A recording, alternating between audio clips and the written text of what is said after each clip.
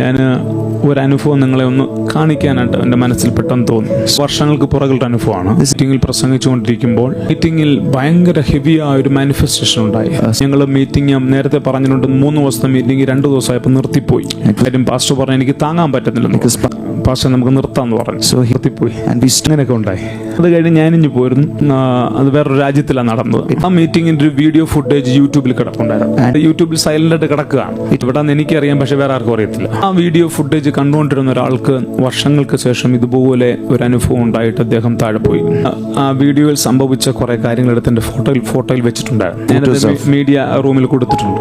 ഞാനൊന്ന് ഫയറിനെ കുറിച്ചാണ് പ്രസംഗിക്കുന്നത്. ഫയറിനെ കുറിച്ച് പ്രസംഗിക്കുമ്പോൾ ആ split of second fire pillar ഞാൻ നിൽക്കുന്നതിന്റെ റൈറ്റ് സൈഡിൽ ഇങ്ങനെ മാനിഫെസ്റ്റ് ചെയ്യാനിടയായി.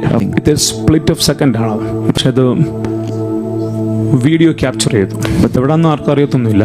ഇവിടെ കിടന്നോട്ടെ, തപ്പി മെനക്കടിയൊന്നും വേണ്ട. ഇവർക്കൊരു വിശ്വാസത്തിന് വേണ്ടി ഞാനത് TV യിൽ കാണിക്കാം. ചിലൊന്ന് കാണിടാം, ഫോട്ടോ കാണിച്ചാൽ മതി. ഇതാണ് എൻ്റെ തുടക്കം. കൊല്ലം കാണാൻ പറ്റുന്നുണ്ട് അവിടെ. ഇത് സെക്കൻഡാണ്, തേർഡാണ്. And this is the 4th picture.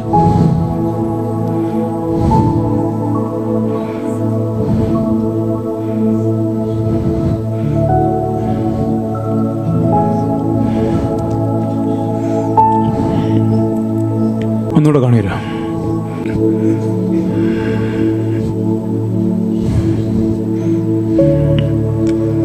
വാ,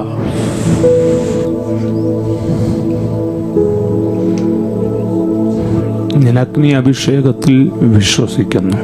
I believe with the fire anointing.